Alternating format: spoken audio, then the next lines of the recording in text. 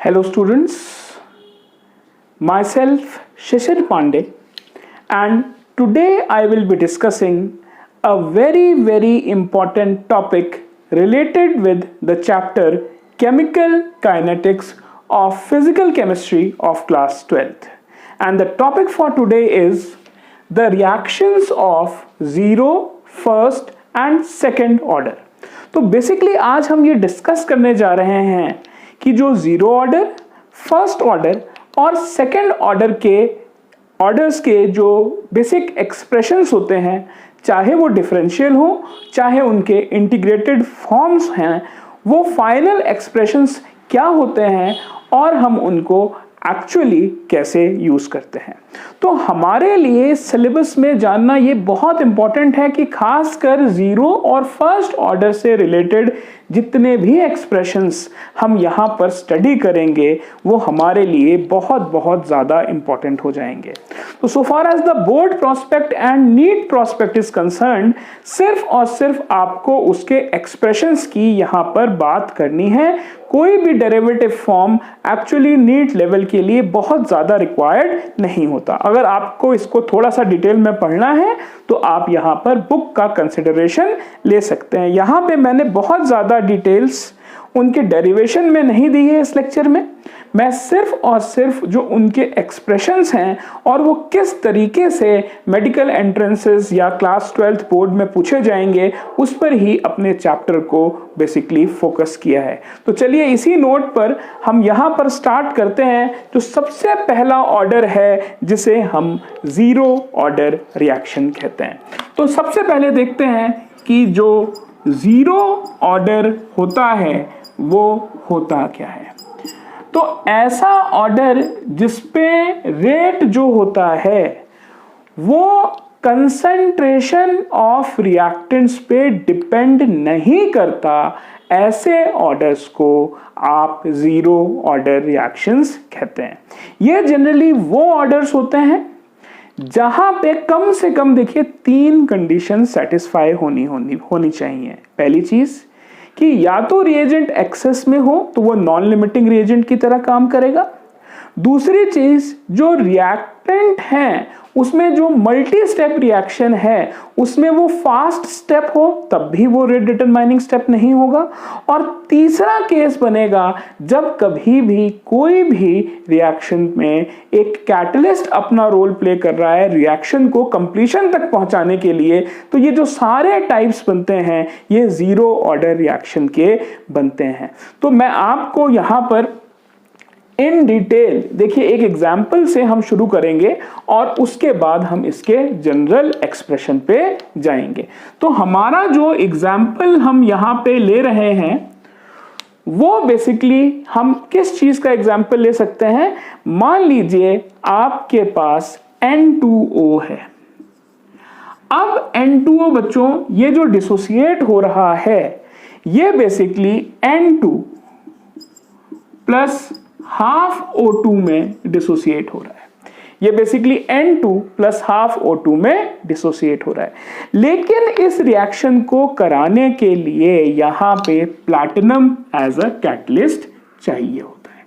यहाँ पे जो प्लैटिनम है this is being used as a catalyst. This is being used as a catalyst. तो प्लैटिनम का एक्चुअल काम क्या होगा कि अगर प्लैटिनम एक पॉजिटिव कैटलिस्ट की तरह काम कर रहा है तो ये बेसिकली एनर्जी ऑफ एक्टिवेशन को क्या कर देगा, डिक्रीज कर देगा और ये आसानी से N2O को N2 plus half moles of oxygen में डिसोसिएट करवा देगा। तो इसमें एक्चुअली रोल N2O का नहीं है, इसमें एक्चुअल रोल जो रिएक्शन करवाने का है वो प्लैटिनम का है और इसीलिए ऐसी रिएक्शंस को हम जीरो ऑर्डर रिएक्शंस में रखते हैं। तो सबसे पहले हम यहाँ पर जीरो ऑर्डर रिएक्शंस में जिस बात को स्टडी करते हैं वो ये होती है कि a reaction is said to be a zero order reaction if the rate is independent of the concentration of the reactants। तो चलिए इसमें जीरो ऑर्डर रिएक्शन में जो हमारे पास पॉइंट नंबर 1 आ रहा है वो क्या होना चाहिए कि जीरो ऑर्डर रिएक्शन में ये देखिए जीरो ऑर्डर रिएक्शन में बेसिकली क्या होना चाहिए कि जो रेट है, rate should be independent, rate should be independent of the concentration of reactants. Rate should be independent of the concentration of reactants. तो यहां पे इस चीज को थोड़ा सा और डिटेल में अगर हम समझें तो अगर हम मान लीजिए यहां पे एक जनरलाइज्ड इक्वेशन लेते हैं और ये जो जनरलाइज्ड इक्वेशन होती है वो कुछ इस तरीके से होती है कि अगर हम यहाँ पे देखिए A एज अ रिएक्टेंट मान लें और A ने बेसिकली अपने प्रोडक्ट्स को यहाँ पर जनरेट किया, तो आप मान के चलिए कि ये एक कैटलिस्ट गवर्न रिएक्शन है। तो बेसिकली इसका जीरो ऑर्डर रिएक्शन के लिए, फॉर जीरो ऑर्डर रिएक्शन के लिए जो बेटा रेट होगा यहां पे वो कुछ इस तरीके से होगा, dx by dt is equal to k and concentration of A। क्योंकि यहां पे A is acting as a non limiting reagent, क्योंकि यहां पे बेसिकली ये मान लीजिए एक कैटलिस्ट गवर्न रिएक्शन है और ऑब्वियस सी बात है, इसलिए यहाँ पे जो A है वो एक नॉन लिमिटिंग रिएजेंट की तरह काम करेगा। एक नॉन लिमिटिंग रिएजेंट वो होता है जो बेसिकली किसी रेट ऑफ रिएक्शन को डिटरमाइन नहीं करता। तो यहाँ पे देखिए कि यहाँ पे जो ऑर्डर ऑफ रिएक्शन निकालते हैं तो वो हमेशा लिमिटिंग रिएजेंट्स के लिए होता है और नॉन लिमिटिंग रिएजेंट्स को कभी भी हम कंसिडर नहीं करते ऑर्डर ऑफ रिएक्शन को निकालने के लिए। तो बेसिकली यहाँ पे जो ऑर्डर आ रहा है वो यहाँ पर जीरो ऑर्डर हो जाएगा और इसीलिए जो यहाँ पे बेटा फाइनल इक्वेशन बनेगी that will be dx by dt is equal to k। और ये जिस फॉर्म की इक्वेशन आएगी उसको हम basically differential rate equation for zero order बोलेंगे। तो इस इक्वेशन को हम differential rate equation for zero order बोलेंगे। This will be called as differential rate equation for zero order. This will be called as differential rate equation for zero order। तो आपको ये पता होना चाहिए कि जब हम जीरो ऑर्डर की बात करते हैं तो डिफरेंशियल रेट इक्वेशन को जीरो ऑर्डर के लिए किस तरीके से लिखा जाता है। तो यहाँ पे तो ये इसका एक बहुत बहुत इंपॉर्टेंट पॉइंट है कि आपको ये समझना है कि जीरो ऑर्डर के लिए कौन सी इक्वेशन का फॉर्म डिफरेंशियल में है। देखिए यहाँ पे dx बाई dt के फॉर्म में है तो ये डिफरेंशियल है।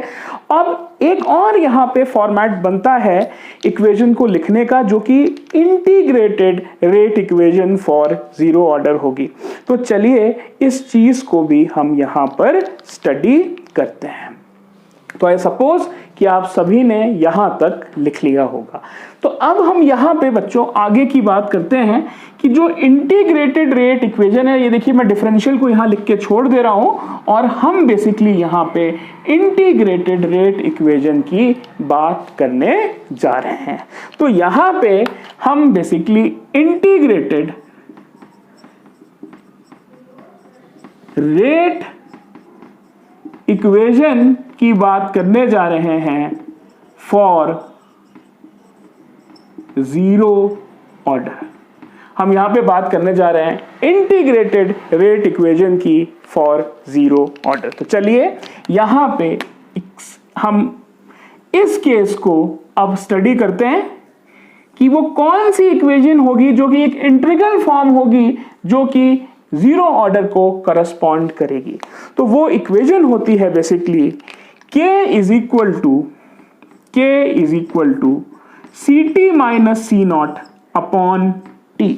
k is equal to C T minus C naught upon T. तो अब आप ये सोच रहे होंगे कि जो Ct और C0 है वो बेसिकली है क्या, ये मैं आपको अभी बताता हूं। लेकिन उससे पहले ये Ct माइनस C0 को ही बच्चों हम x के टर्म्स में इसको इजी फॉर्मेट में लाने के लिए लिख सकते हैं। तो ये जो मेरा फॉर्मेट यहां पर बना, ये एक इंटीग्रेटेड रेट इक्वेशन हो गई। किस चीज के लिए? जीरो ऑर्डर के लिए। आई रिपीट, ये सारी डेरिवेशनल फॉर्म्स हैं। आपको बेसिकली इन रिएक्शंस को, इन टर्म्स को या इन इक्वेशंस को सिर्फ मेमोराइज करना है, और इसीलिए इसमें मैं बहुत ज़्यादा डेप्थ में जा नहीं रहा हूं।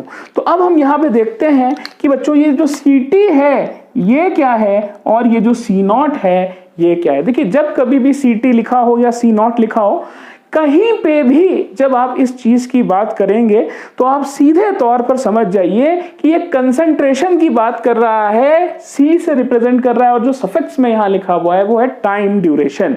तो जब कभी भी यहां पे कंसंट्रेशन Ct लिखा हो, that is concentration at time interval T। और देखिए ये अब C0 लिखा है तो this is concentration at time t is equal to 0 seconds. That means जो final minus initial concentration divided by the time है, that is what we call as the rate constant, derivation of the rate constant so far as the integral form of the zero order equation is concerned, and this here k is the rate constant. Here this k is the rate constant.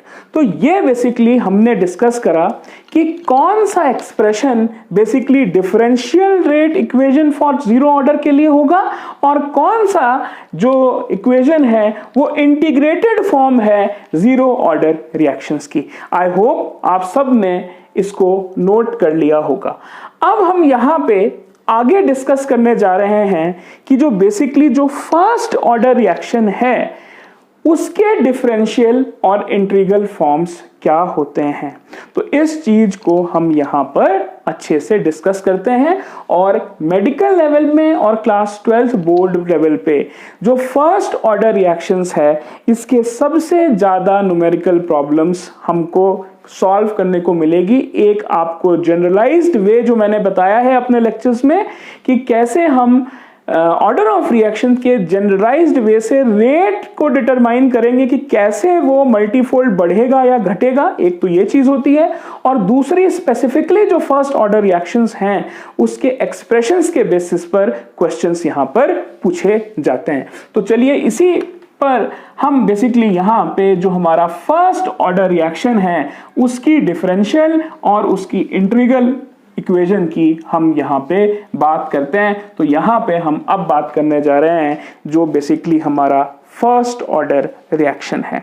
तो चलिए बच्चों इसको समझते हैं, और इसको एक concept के हिसाब से आपको थोड़ा सा रिवीजन कराते हुए फिर मैं आपको इस कॉन्सेप्ट पे ले जाऊंगा।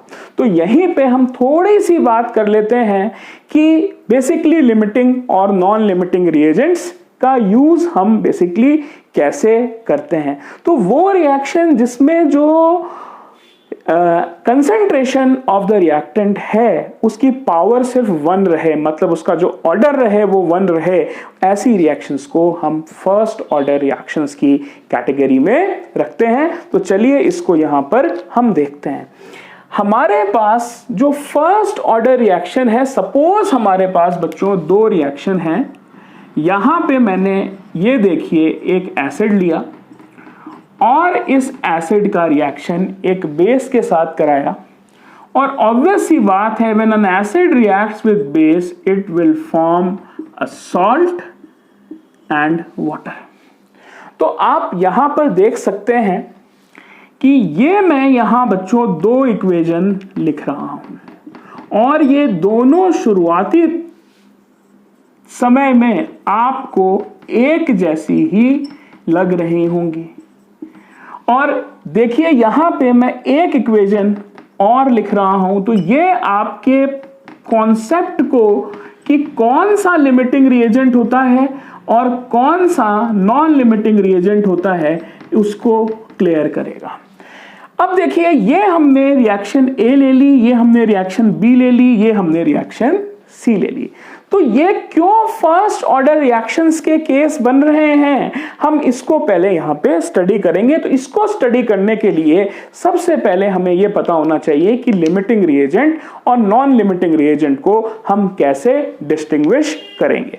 तो आप यहां पर सबसे पहले ये देखें कि जो रिएजेंट का प्रोटोटाइप है वो बेसिकली लिमिटिंग की कैटेगरी में फॉल कर रहा है या वो नॉन लिमिटिंग की कैटेगरी में फॉल कर रहा है। तो लिमिटिंग के लिए मैं आपको 3 कंडीशंस बताता हूं।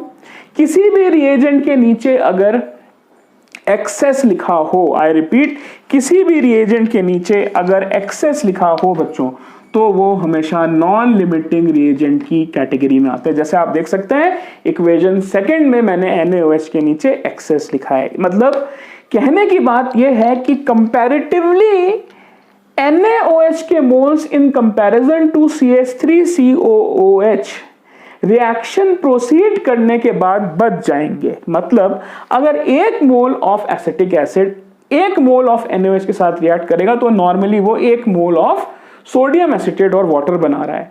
लेकिन मान लीजिए इसके 1 मोल है और इसके 100 मोल हैं, तो आप देखेंगे कि जब acetic acid 1 mole of NaOH के साथ रिएक्ट कर जाएगा तो भी उसके NaOH के 99 मोल्स एक्चुअली में बचे रह जाएंगे। इसलिए जो बेसिकली सोडियम एसीटेट का बनना इस चीज पे डिपेंड कर रहा है कि यहां पर एसिटिक एसिड के मोल्स कितने हैं, क्योंकि देखिए अगर ये खत्म हो जाएगा तो NaOH का कोई यूज नहीं है बेसिकली CH3COO Na के फॉर्मेशन में। अब इसी चीज को हम थोड़ा सा बच्चों आगे बढ़ाने की कोशिश करते हैं। अब देखिए यहां पे हमको डिटरमाइन करना है कि कौन सा लिमिटिंग रिएजेंट है और कौन सा नॉन लिमिटिंग रिएजेंट है। देखिए यहां पे कहीं पे भी एक्सेस नहीं लिखा हुआ है, इसीलिए ये दोनों ही जो हैं लिमिटिंग रिएजेंट की कैटेगरी में आ रहे हैं। ये दोनों ही लिमिटिंग रिएजेंट की कैटेगरी में आ रहे हैं। तो अगर आप मॉलिक्यूलैरिटी की बात करेंगे तो मॉलिक्यूलैरिटी बेसिकली क्या होती है, पार्टिसिपेटिंग मोल्स ऑफ रिएक्टेंट्स। उसका कोई भी लेना देना नहीं होता कि रिएक्टेंट्स लिमिटिंग है या नॉन लिमिटिंग है। आपको सीधे उनके कितने मोल्स यूज हो रहे हैं बगैर इस चीज को कंसिडर करे कि वो लिमिटिंग रिएजेंट है या नॉन लिमिटिंग, आपको सीधे उनका सम अप कर देना है तो और आपके पास मॉलिक्यूलैरिटी आ जाएगी। दैट मींस यहां की मॉलिक्यूलैरिटी 2 होगी। अब जब इस चीज का हम बच्चों रेट एक्सप्रेशन लिखते हैं तो ये रेट एक्सप्रेशन होता है dx/dt is equal to K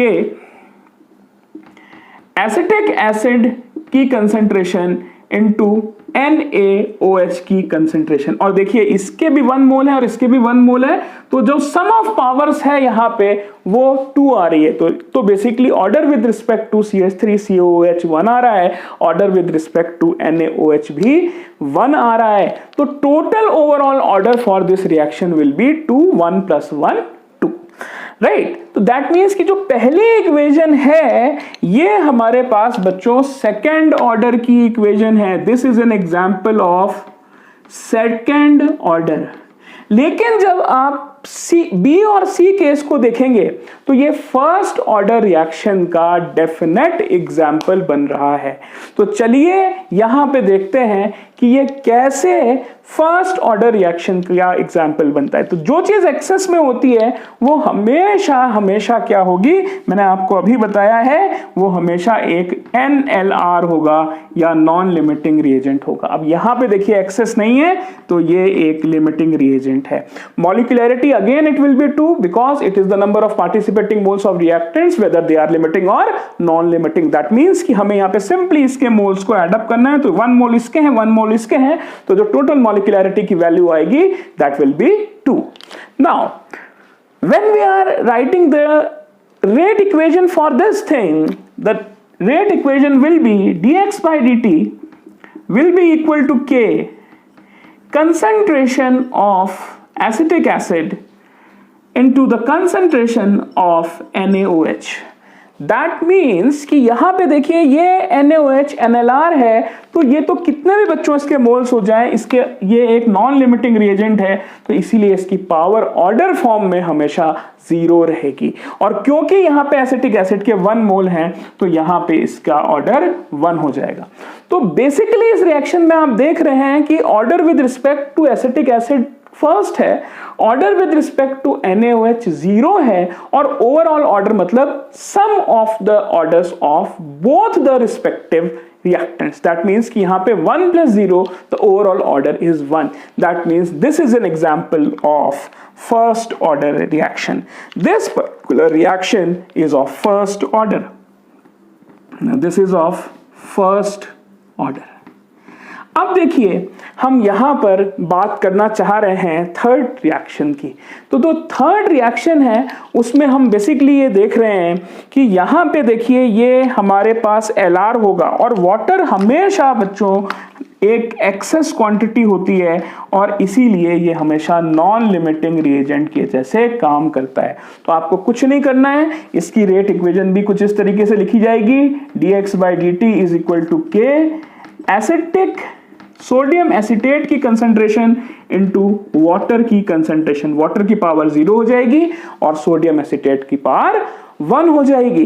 तो ये दोनों हमारे पास जो B और C है बेटा, ये फर्स्ट ऑर्डर रिएक्शंस के एग्जांपल्स बन जाते हैं।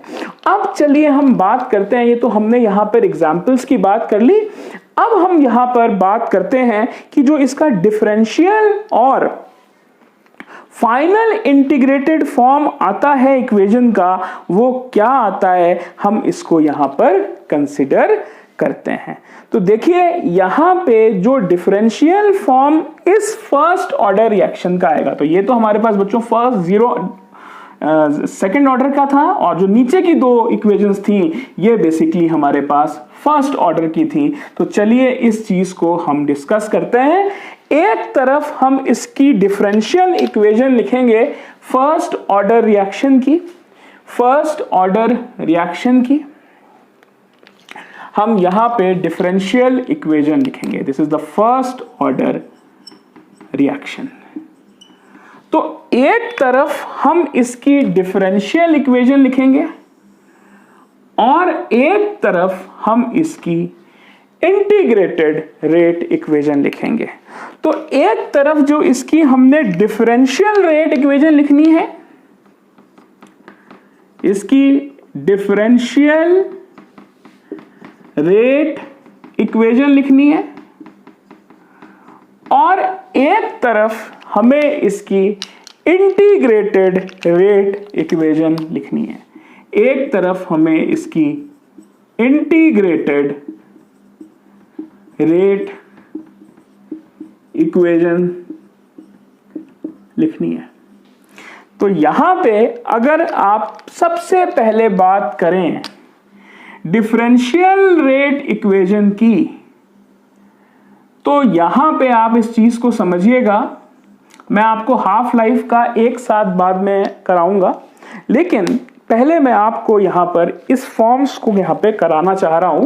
तो जो डिफरेंशियल रेट इक्वेशन होगी बच्चों, वो कैसे लिखी जाएगी, मान लीजिए आपके पास A गिव्स प्रोडक्ट है, तो जो डिफरेंशियल इक्वेशन लिखी जाएगी वो लिखी जाएगी dx/dt is equal to k, and this will be a की power 1, this will be a की पावर 1। तो बेसिकली यहां पे ये जो इक्वेशन आएगी इसी को हम डिफरेंशियल रेट इक्वेशन कहते हैं, ठीक है। तो मान लीजिए आपके पास अगर यहां पे, तो ये हमारे पास डिफरेंशियल इक्वेशन हो गई। अब जब हम यहां पर बात करेंगे इंटीग्रेटेड रेट इक्वेशन की, तो वो हम कैसे करेंगे, उस चीज की थोड़ी सी मैं बात आपसे यहां पे कर रहा हूं। मान लीजिए यहां पे A एज अ रिएक्टेंट था and it is actually forming the products. तो देखिए होगा क्या कि time t is equal to 0 seconds पे आप मान लीजिए A की कंसंट्रेशन स्मॉल a है, तो कंसंट्रेशन स्मॉल a जो है वो मोल्स पर लीटर में दे रखी है, तो उस समय प्रोडक्ट तो 0 बनेगा।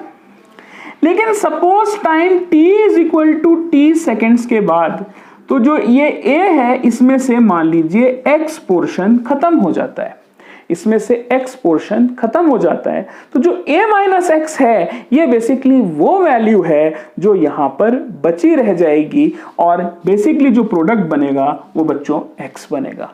लेकिन जब कभी भी हम डिफरेंशियल इक्वेशंस या हम इंटीग्रेटेड फॉर्म्स लिखते हैं या जब हम रेट को डिटरमाइन करते हैं तो हम प्रोडक्ट की कंसंट्रेशन को कंसिडर नहीं करते। तो हमें सिर्फ मतलब होना चाहिए हमारे रिएक्टेंट्स की कंसंट्रेशन से।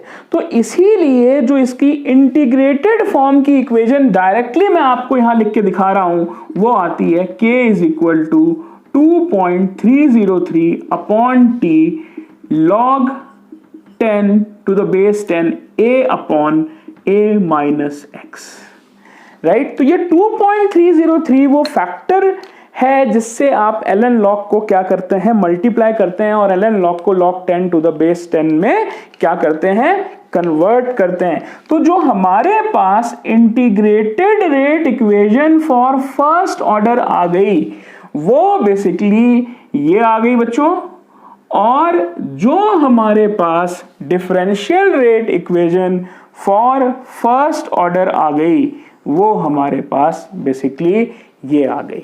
तो ये बहुत बहुत इंपॉर्टेंट है so far as the numeric section is concern, खासकर फर्स्ट ऑर्डर की ये इंटीग्रेटेड फॉर्म ऑफ इक्वेशन। मैं आपको ये डायरेक्टली भी बता सकता था लेकिन इसको कराने का एक बहुत सीधा सिद्धांत ये होता है कि आप ये जरूर जान लीजिए कि कौन सा एक्सप्रेशन डिफरेंशियल रेट इक्वेशन का एक्सप्रेशन होगा और कौन सा एक्सप्रेशन जो है basically integrated form of rate expression का एक्सप्रेशन है। अब चलिए जो हमारे पास सेकंड ऑर्डर है वैसे तो वो हमारे कोर्स में नहीं होता है लेकिन फिर भी मैं आपको उसकी इक्वेशंस को यहां पे कराने की कोशिश करता हूं।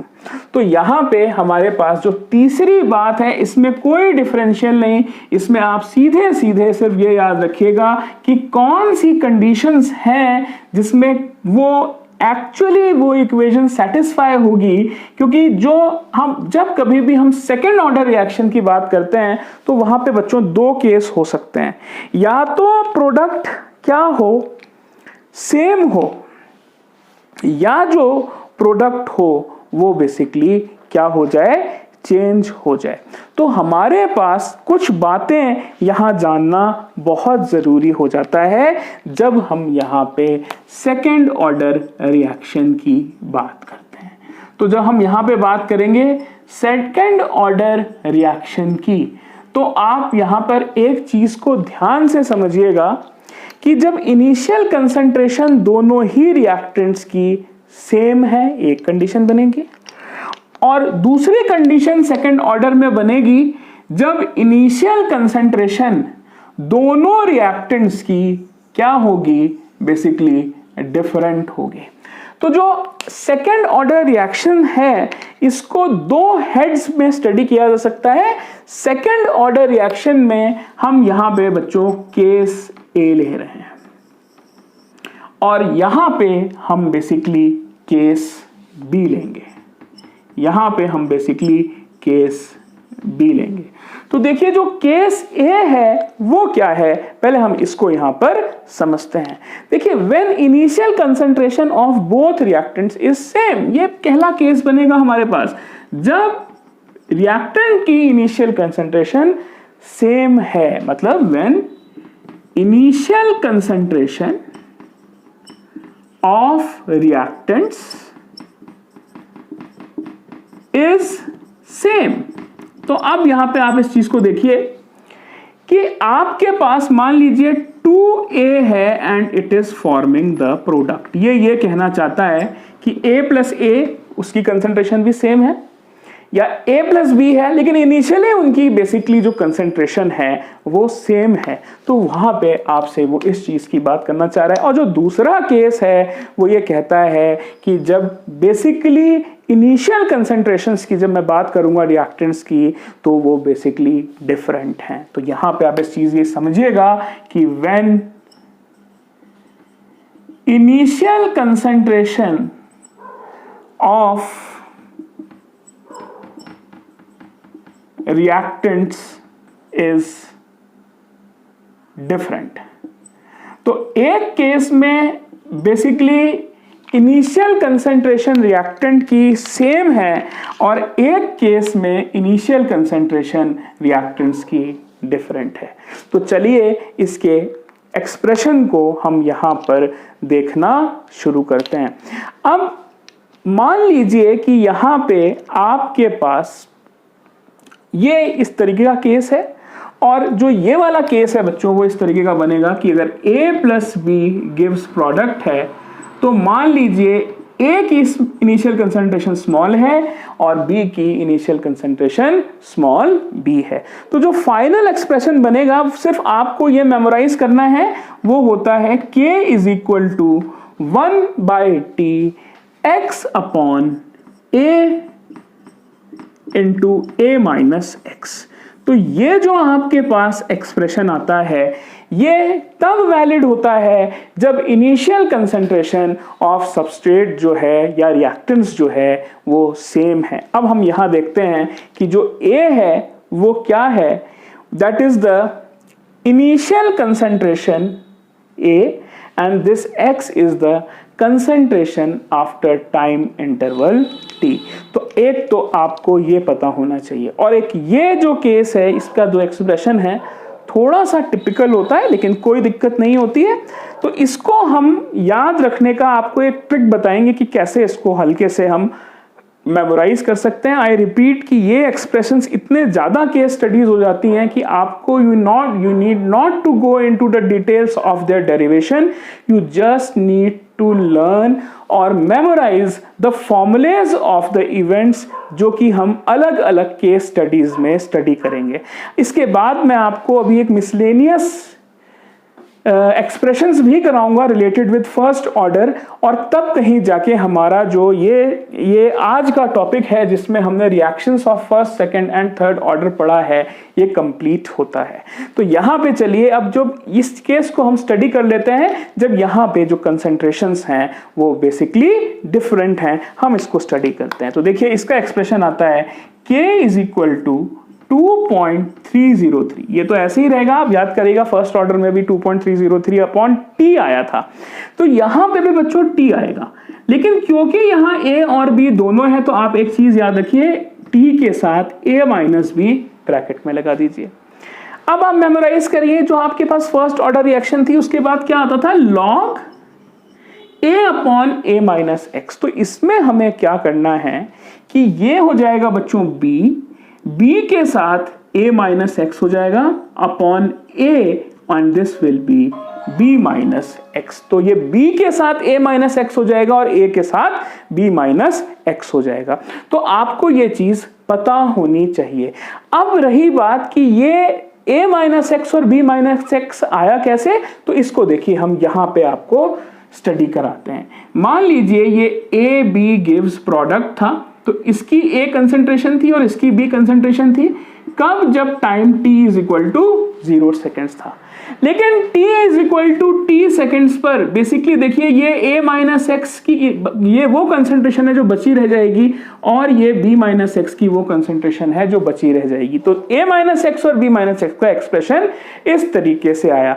तो ये एक्चुअली डिराइव करके निकाला जाता है, लेकिन मेडिकल स्टूडेंट्स के लिए जानना इतना ही जरूरी होता है कि ये जो एक्सप्रेशन होता है ये बेसिकली सेकेंड ऑर्डर के लिए होता है और सेकेंड ऑर्डर के लिए तब होता है जब initial concentration of reactants basically different होती हैं और जो पहला है उस केस में सेम होगा। क्योंकि ये हमारे सिलेबस में नहीं होता इसीलिए सिर्फ एक्सप्रेशंस भी पूछे जा सकते हैं कि सेकेंड ऑर्डर का वो एक्सप्रेशन जिसमें इनिशियल कंसंट्रेशन सेम होगी वो क्या होगा और सेकेंड ऑर्डर का वो एक्सप्रेशन जिसमें initial concentration of reagents different होगी वो क्या होगा। ये हमारे को एक संभावित क्वेश्चन सिर्फ एक्सप्रेशन पॉइंट ऑफ व्यू पे नीट लेवल पर आ सकता है। तो चलिए अब हम यहां पे कुछ miscellaneous formulas for first order reaction की भी बात करते हैं कि यहां तो हमने बेसिकली बात करी है कि जब कंसंट्रेशन टर्म्स दे रखे हैं। अब हम बात करेंगे उन केसेस की जहां पे वॉल्यूम फैक्टर दे रखा है जहां पे ऑप्टिकल रोटेशन दे रखा है और जहां पर बेसिकली पार्शियल प्रेशर्स दे रखे हैं, तो उस केस में हम फर्स्ट ऑर्डर रिएक्शन को कैसे निकालेंगे। देखिए, फर्स्ट ऑर्डर रिएक्शन से रिलेटेड आपको सारे के सारे एक्सप्रेशंस लिखने आने चाहिए। रीजन बीइंग कि फर्स्ट ऑर्डर रिएक्शन में बेसिकली इतने ज्यादा कॉम्प्लिकेशंस हो सकती हैं कि वो किसी भी टर्म में पूछ सकता है। तो बस just leave aside the derivation form and actually search for all the types of problems that have been asked so far as the first order reaction is concerned। तो अब देखिए, इसी नोट पर हम यहां पर जो मिसलेनियस फॉर्म्स हैं, मिसलेनियस फॉर्मूलेज की मैं यहां पे बात करने जा रहा हूं। Miscellaneous formulas for first order reaction की मैं यहां पे बात करने जा रहा हूं। तो यहां पे मैं miscellaneous formulas for first order reaction की यहां पे बात करने जा रहा हूं। और जो मैं पहला केस बच्चों यहां पे लेना चाह रहा हूं, ये टाइप 1 है इसका। और टाइप 1 ये कहता है कि जब कभी भी आपको volume of reagents volumetric analysis में जब आप यूज करते हैं, तो उस समय आप बेसिकली फर्स्ट ऑर्डर रिएक्शन के लिए जो रेट कांस्टेंट होगा उसका फॉर्मूला कैसे निकालेंगे। तो देखिए, इफ वॉल्यूम ऑफ, इसमें यह केस है, if volume of reagents are given, if volume of reagents are given in volumetric analysis,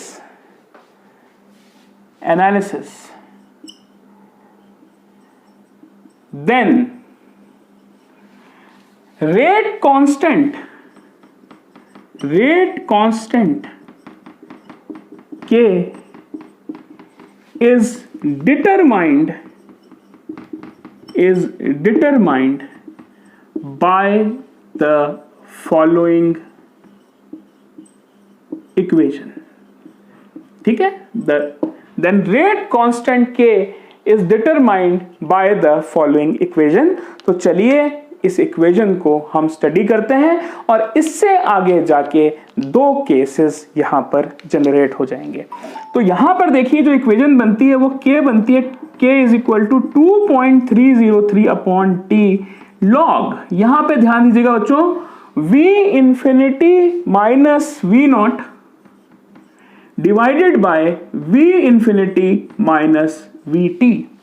तो ये देखिए, हमारे पास बहुत बहुत इंपॉर्टेंट क्वेश्चन है। जब हम यहां पर इस चीज को स्टडी कर रहे हैं, तो हमारे पास जो यहां पर जो फॉर्मूला बनके तैयार हो रहा है वो बेसिकली ये तैयार हो रहा है कि K की जो वैल्यू आ रही है वो 2.303 upon T log V not minus V infinity minus V not upon V infinity minus VT। अब आप सोच रहे होंगे कि ये V इंफिनिटी, V नॉट और VT क्या है। तो बच्चों, ये वॉल्यूम है बहुत लंबे समय के अंतराल पर या T इंफिनिटी टाइम पर। तो वॉल्यूम उस समय जो करस्पॉन्ड कर रही है वो V इंफिनिटी कर रही है। Time t is equal to 0 second पे जो वॉल्यूम करस्पॉन्ड कर रही है वो V नॉट कर रही है, और जो time t is equal to t seconds पे जो वॉल्यूम करस्पॉन्ड कर रही है वो VT कर रही है। दैट मीन्स कि यहां पर जो V इंफिनिटी है, it is volume at time infinity. VT is volume at time, suppose t seconds, and V naught is volume at time t is equal to 0 seconds। तो ये V infinity, V naught और VT का मतलब हो गया। अब यहां पे देखिए कि यहां पे दो केसेस बन सकते हैं। एक केस बन सकता है A और एक यहां पे केस बन सकता है B। अब देखिए केस ए बहुत क्लियर है। एक केस में अगर आपको यहां V नॉट ना दिया जाए तो आप क्या करेंगे, और एक केस में अगर V इंफिनिटी ना दिया जाए क्वेश्चन में तो आप क्या करेंगे। तो चलिए हम देखते हैं केस ए में when V not is not given, ये पहला केस हो रहा है। और अगर हम केस बी की यहां पे बात करेंगे तो वो दूसरा केस बना दीजिए कि when V infinity is not given.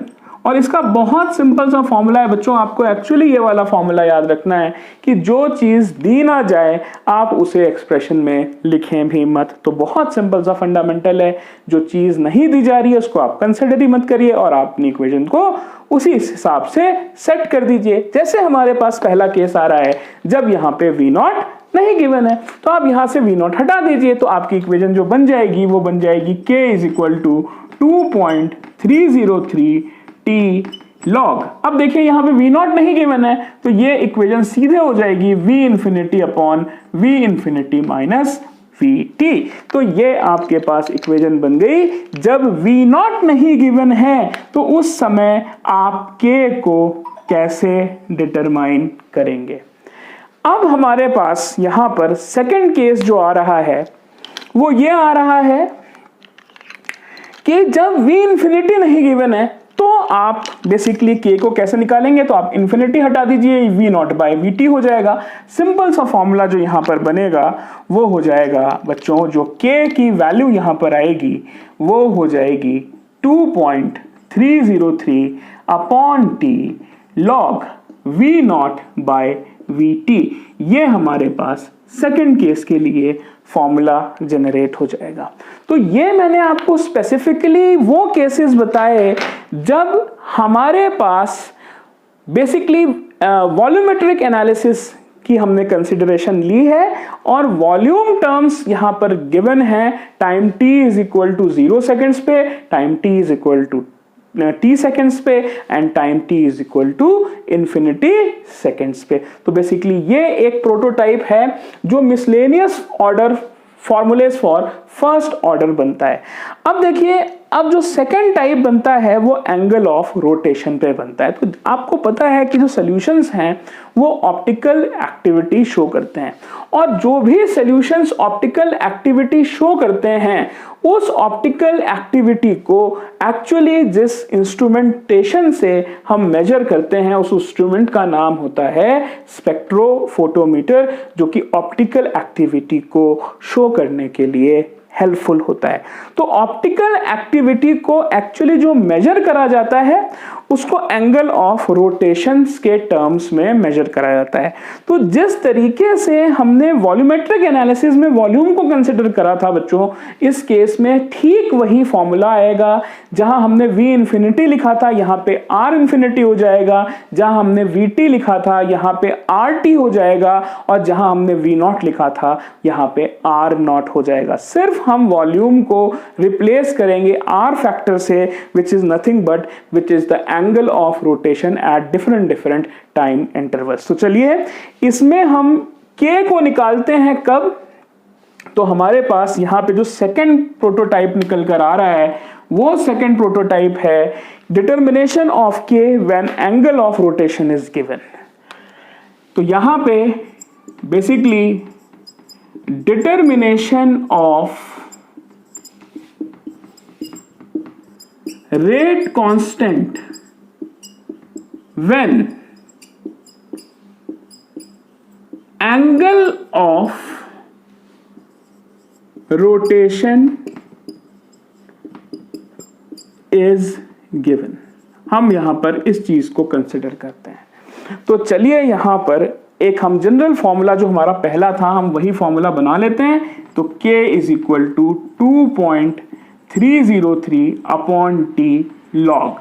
अब देखिए हमको इसको ठीक वैसे ही लिखना है, जहां पे V इंफिनिटी थी वहां R infinity minus R not upon R infinity minus RT। यहां पे ये R इंफिनिटी माइनस RT होगा। दैट मीन्स कि यहां पे जो R है बच्चों that is the angle of rotation और जो इन्फिनिटी t और 0 लिखा है वो time interval infinity, time t is equal to 0 seconds और time t is equal to t seconds पर है। सिमिलरली यहां पे हमारे पास दो केसेस बन सकते हैं। केस ए मैंने आपको बताया है जब basically r not is not given, ठीक है। तो जब r नॉट नहीं दिया होगा तो जो k का फॉर्मूला बनेगा वो 2.303 upon t log r not नहीं दे रखा है बच्चों, तो r infinity upon r infinity minus RT बनेगा। और जो हमारा दूसरा केस बनेगा केस बी क्या बनेगा जब r इंफिनिटी नहीं दिया है, तो इस केस में आपको देखिए r infinity is not given. तो इसका फॉर्मूला क्या बनेगा, बहुत सीधा सा है, k is equal to 2.303 upon t log r not upon RT। तो ये देखिए जब r इंफिनिटी नहीं गिवन है तब फॉर्मूला बन गया, और ये फॉर्मूला मेरा तब बना जब r नॉट नहीं गिवन है। तो ये basically determination of rate constant हो गया जब हम बेसिकली बात कर रहे हैं ऑप्टिकल रोटेशन को कंसिडरेशन में लेके। अब देखिए एक बहुत इंपॉर्टेंट चीज होती है जिसको एनसीईआरटी में भी इसका क्वेश्चन दे रखा है कि जब एक्चुअली पार्शियल प्रेशर या प्रेशर के टर्म्स आपको दे रखे हों और आपको यहां पर रेट कांस्टेंट निकालना हो, तो चलिए हम इसको यहां पर क्या करते हैं, हम इसको यहां पर समझते हैं। तो देखते हैं कि यहां पर हमको जब रेट कांस्टेंट प्रेशर के टर्म्स में निकालना हो तो हम उस चीज को बेसिकली यहां पर कैसे करेंगे। तो इस चीज को समझने के लिए हमें थोड़ा सा कॉन्सेप्ट, फिर हमें फर्स्ट ऑर्डर को ही ध्यान में रखते हुए हमें सबसे पहले क्या करना चाहिए, हमें यहाँ पर जो फर्स्ट ऑर्डर का रेट इक्वेशन है जिसमें हम k को कोरिलेट करते हैं, हम सबसे पहले उसको लिखते हैं बेटा। तो यहाँ पे जो थर्ड चीज हम यहाँ स्टडी करने जा रहे हैं, ये वो कंडीशन है जब बेसिकली प्रेशर गिवन है। If pressure is given in gaseous reactions, if pressure is given in gaseous reactions, then K को आप कैसे डिटरमाइन करेंगे, ठीक है। तो K को ऐसे डिटरमाइन किया जाएगा कि जो K का फॉर्मूला होगा वो बनेगा बच्चों 2.303 अपॉन T। ये वैल्यू तो कभी भी नहीं चेंज होती, और ये आपके पास आ गया बच्चों log P not upon PT कह लें, या इसको हम कह लें P नॉट माइनस एक्स। यही वैल्यू आगे जाके इसको हम एक्चुअली PT भी लिख सकते हैं। तो यहां पे जो P नॉट है, this is actually the initial, this is the pressure of reactants at initial stage, मतलब time is equal to 0 seconds पे। तो P नॉट जो है this is the pressure at which stage? At initial stage. This is the pressure at initial stage, ठीक है। और यहां पे जो ये P नॉट माइनस एक्स लिखा हुआ है, this is basically the pressure of reactants at time t seconds, right? It is the pressure of reactant at T time interval. लेकिन एक चीज यहां पर आप ध्यान रखिएगा कि ये डायरेक्टली ऐसे निकलेगा नहीं। जिस तरीके से एक्सप्रेशंस हैं यहाँ पे बहुत सारे कंडीशनल चेंजेस आते हैं जो आपको बेसिकली स्टडी करने पड़ते हैं। तो वो कंडीशनल चेंजेस क्या होते हैं वो आपको मैं एग्जाम्पल के पॉइंट ऑफ व्यू से यहाँ पे एक्सप्लेन करने की कोशिश करता हूं। तो चलिए यहाँ पर हम देखते हैं कि वो कंडीशनल चेंजेस जो यहां पर मैं आपको समझाने की कोशिश कर रहा हूं वो क्या होंगे। तो जिस तरीके से आप कंसंट्रेशन या मोल्स को निकालते हैं टाइम इंटरवल t सेकेंड्स पे, वैसे ही आप यहां पे पार्शियल प्रेशर को भी बच्चों कैलकुलेट करेंगे। तो चलिए एक एग्जांपल से हम पीटी की वैल्यू, ये जो पी नॉट माइनस एक्स है यही करस्पॉन्ड करती है बच्चों पीटी की वैल्यू को, इसको कैसे निकालेंगे हम सीखते हैं। और उसके बाद आप डायरेक्टली इसको इक्वेशन में रखिएगा और आपको बेसिकली यहां पर इसका सोल्यूशन भी मिल जाएगा। एनसीईआरटी के सॉल्व्ड एग्जाम्पल में N2O5 का एग्जाम्पल लेके इस तरीके के एक क्वेश्चन को डिस्कस करा हुआ है। तो प्लीज आप इस क्वेश्चन को जरूर एनसीईआरटी से समझने की कोशिश करें और इसका फाउंडेशन मैं यहां पर बना रहा हूं। तो देखिए हम यहां पर जो एग्जाम्पल लेके इसको स्टडी करना चाह रहे हैं कि मान लीजिए आपके पास A एज अ रिएक्टेंट है और ये A as a reactant B, C और D प्रोडक्ट में सपोज टूट जाता है। तो ये B हो गया, ये C हो गया और ये D हो गया। तो ये B, C और D प्रोडक्ट में टूट जाता है। तो अब मान के चलिए कि आपके पास at time is equal to 0 seconds पे let the pressure of A be P naught। तो 0 सेकेंड्स पे बच्चों क्या B, C और D में कोई प्रेशर होगा? बिल्कुल नहीं। तो ऑब्वियस सी बात है इसकी वैल्यू 0 हो गई, 0 हो गई और 0 हो गई। लेकिन कुछ इंटरवल के बाद जैसे जैसे A डिसोसिएट होना शुरू होगा और अपने B, C और D प्रोडक्ट्स में कन्वर्ट होगा तो बेसिकली वहां पे भी जो B, C और D प्रोडक्ट्स हैं वो अपना प्रेशर जनरेट करना शुरू करेंगे। इस चीज को हम कंसंट्रेशन के टर्म्स में भी पढ़ते थे, लेकिन ये जो आप चीज पढ़ी जा रही है this is the pressure eight time interval T। It is the pressure eight time interval T। ये क्या होगा? वैसे देखिए इसमें से कुछ मोल्स खत्म हो जाएंगे तो P नॉट में से बेसिकली आप X को क्या कर देंगे? माइनस कर देंगे और यहां पे जितना ये खत्म होगा उतने यहां स्टोइकियोमेट्रिक कोफिशिएंट्स के हिसाब से ये बनता जाएगा, क्योंकि यहां पे सबके स्टोइकियोमेट्रिक मोल्स 1 1 1 है तो इसीलिए यहां पे X X X यहां पर आपके पास बन जाएगा। अब यहां पे देखिए दो केस होंगे कि इफ दो केस है और केस पहला ये है if total pressure of reaction mixture is given. अब यहां पे हमारे पास दो केस बनेंगे, ध्यान रखिएगा। ये केस अप्लाई होता है खासकर ये वाला जो मैं आपको बता रहा हूं यही इसी बेसिस पे एनसीईआरटी में भी करा हुआ है। तो कभी कभी क्या होता है यहां पे 3 रिएक्टेंट्स प्रोडक्ट्स ना देके 2 दिए जाएंगे या हो सकता है बच्चों एक ही दिया जाए। तो आपको ये जो मोल्स यहां पे निकलते हैं that is P not minus x plus x और प्लस एक्स, ये इक्वेशन टू इक्वेशन जो है ये वेरी कर सकता है। तो आपको क्वेश्चन में जरूर देख लेना है कि वो इक्वेशन किस फॉर्मेट में दी गई है। अब देखिए केस ए ये कहता है if total pressure of reaction mixture is given in place of pressure of reactants.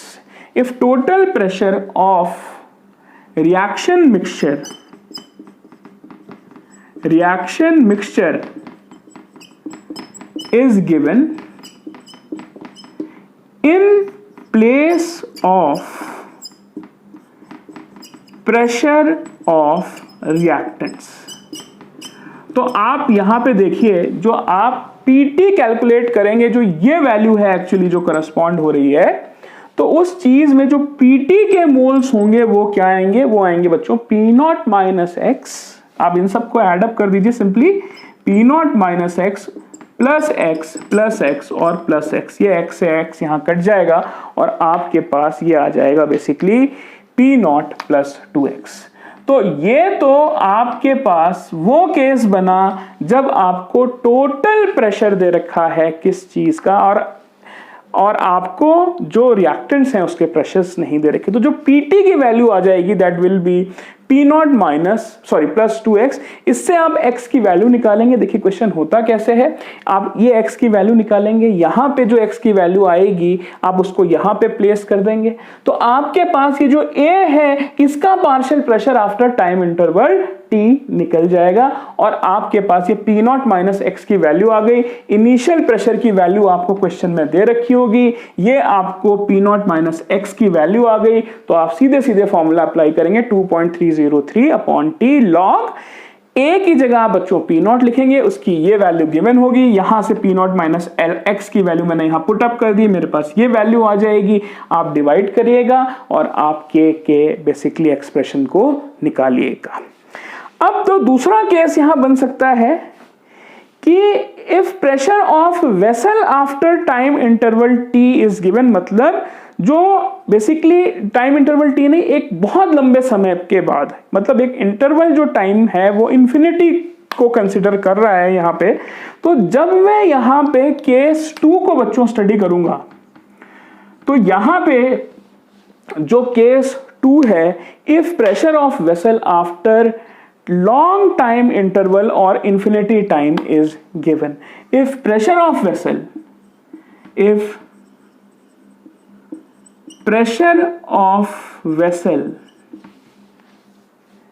after a long time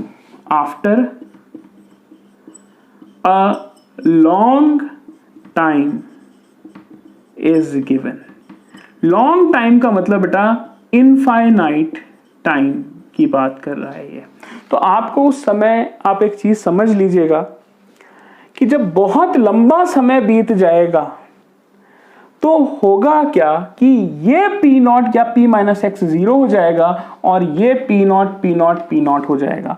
तो आफ्टर टाइम इंटरवल टी इस चीज को हम यहां पे कुछ ऐसे लिख सकते हैं। आई होप कि आपने ये केस 1 लिख लिया होगा।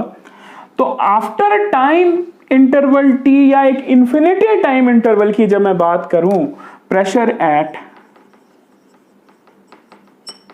इनफाइनाइट टाइम की जब मैं बात कर रहा हूं, तो उसमें देखिए सारा का सारा रिएक्टेंट जो है प्रोडक्ट में कन्वर्ट हो चुका होगा, तो ये 0 हो चुका होगा और ये पी नॉट हो चुका होगा, ये पी नॉट हो चुका होगा और ये पी नॉट हो चुका होगा।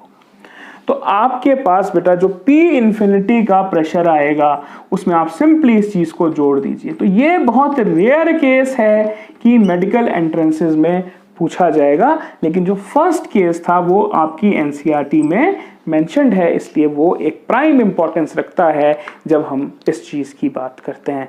तो आज मैंने बेसिकली जिस चीज को पूरा यहां पे कंप्लीट किया है वो है reactions of first, second and third order with prime emphasis on first order reactions.